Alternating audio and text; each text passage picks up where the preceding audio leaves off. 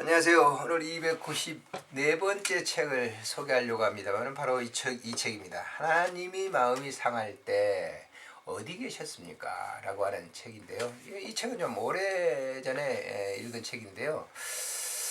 제가 사실 이 필립 얀시 이분의 책을 아마 한국에 번역된 건 거의 읽었다고 볼 수 있을 정도로 제가 이분의 책을 굉장히 좋아합니다.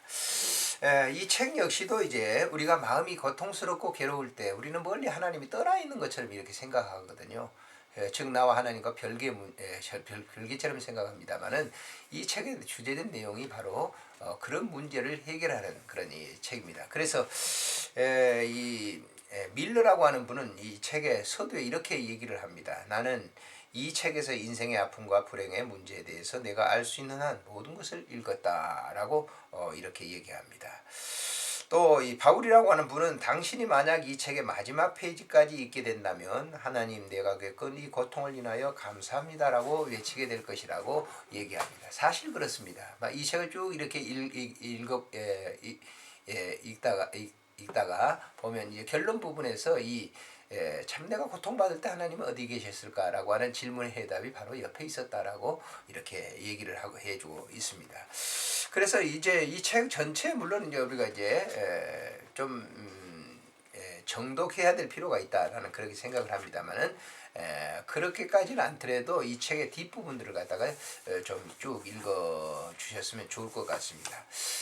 왜냐하면 거기에 문제 해답이 다 있기 때문에 제가 잠깐 그 뒷부분들을 소개하면서 목차를 소개하도록 그렇게 할게요. 고통당할 때 주님은 어디 계시는가? 인생의 절정기에 나는 고통을 허락하신 하나님의 저항하여 갈팡질팡하는 사람들의 견해를 동의했었다.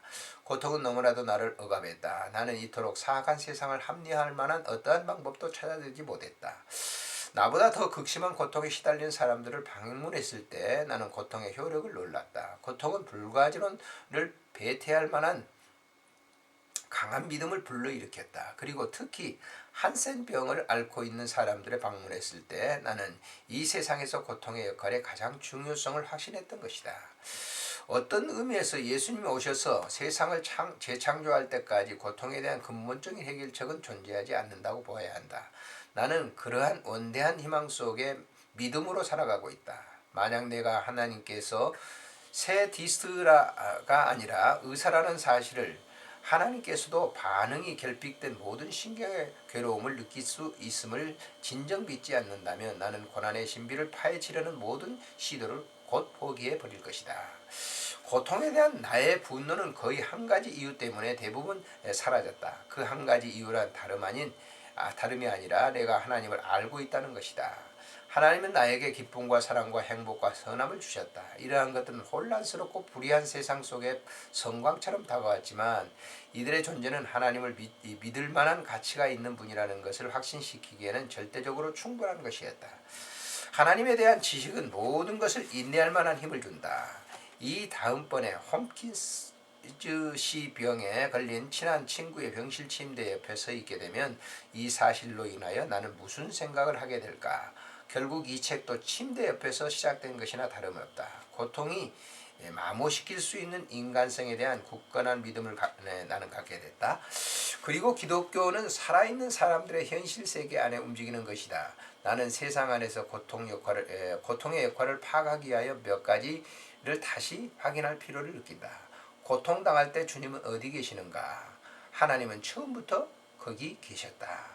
영락한 반란의 세상 속에서 하나님의 천재성을 표시하며 우리에게 이 혹성에서 삶을 준비시키는 고통체계를 계획하셨던 처음부터 그곳에 계셨다.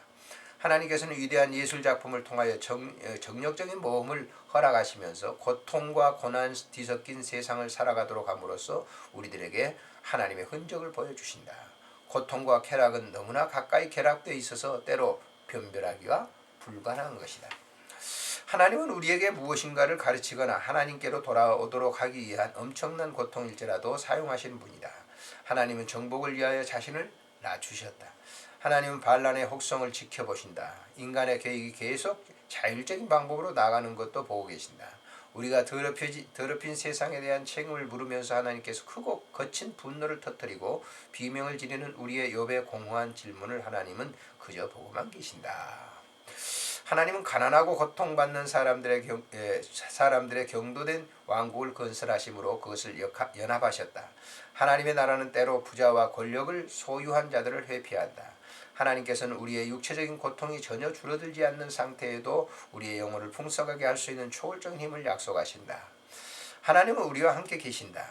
하나님은 상처를 입으시고 피 흘리셨으며 비명을 지르셨고 고난을 당하신 바 있는 분이다.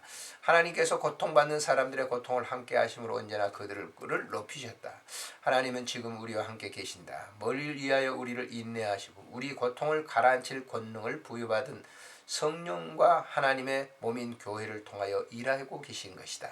하나님은 선의 군대가 모여지기를 기다리고 계신다. 어느 날 하나님은 그들을 풀어놓으실 것이다. 세상은 완전히 승리가 이루어지기 전에 마지막 고통의 폭발을 목격하게 될 것이다. 그리고 나서 하나님은 우리를 위하여 새로운 믿을 수 있는 세상을 창조하신다. 고통은 더 이상 그곳에 없다.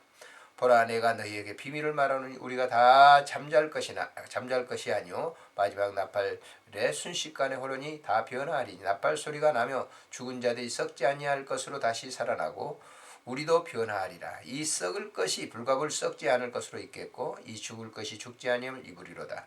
이 썩을 것이 썩지 아니함을 입고 이 죽을 것이 죽지 아니함을 입을 때에는 사망의 이김이 삼킨 바 되리라고 기록된 말씀이 응하리라. 사망아 너의 이기는 것이 어디 있느냐? 사망아 너의 쏘는 것이 어디 있냐? 고린도전서 15장 이제 51절을 이하를 인용하면서 이제 얀시는 그 고통 속에 하나님은 함께 계신다. 그 고통을 통해서 새로운 이제 재창조의 시대가 되게 될 때 그 모든 것이 사라질 것이라고 이렇게 얘기를 합니다. 차례를 보게 되면요, 언제나 부딪힌 문제들에 대해서 이렇게 좀 설명을 하고 있고요. 제 1부부터 이제 3부로 되어 있는데 1부에서는 고통과 같은 것이 존재하는 이유는 무엇인가라고 하는 제안으로 누구도 원치 않는 선물, 고통 그렇죠. 누구든지 원치 않는 선물이죠. 고통이 없는 곳, 고통 그 이후에 환희. 오점으로 얼룩진 지구. 하나님 무엇을 말씀하려고 하시는가? 제2부에는 사람들은 극단적인 고통에 대하여 어떻게 반응을 일으키고 있는가? 하나님과 겨루기에 너무 짧은 팔이다. 우리가 하나님과 겨룰 수는 없는 것이죠. 진창 뒤에는 춤추는 나의 발, 다른 증인들. 제3부에는 고통에 어떻게 대처할 것인가? 회복의 두 가지 적, 예비 작업들, 선구자, 나머지 모든 것이 새로운 세상이라고 하는 것으로 이제 맞춰지고 있습니다만, 아무튼 이 책에서 이 고통에 대한 이 결론을 이제 짓고 있는 것이 뭐냐면 그곳에 하나님이 함께 계신다라고 하는 거예요. 우리도 이렇게 많은 병자들이 고통당하고 있는 건 정말 안타까운 일이죠. 근데 그 현장 속에 하나님은 역시 그 일을, 당신의 일을 갖다가 계속 하고 계신다고 하는 것을 우리에게 가르쳐주는 책입니다. 한번 여러분들이 이제 어려운 일이 있습니까? 혹은 고통 중에 있습니까? 병으로 말미암아 굉장히 큰 어려움이 있다고 하면 이 책을 한번 읽어보시는 것이 좋을 것 같습니다.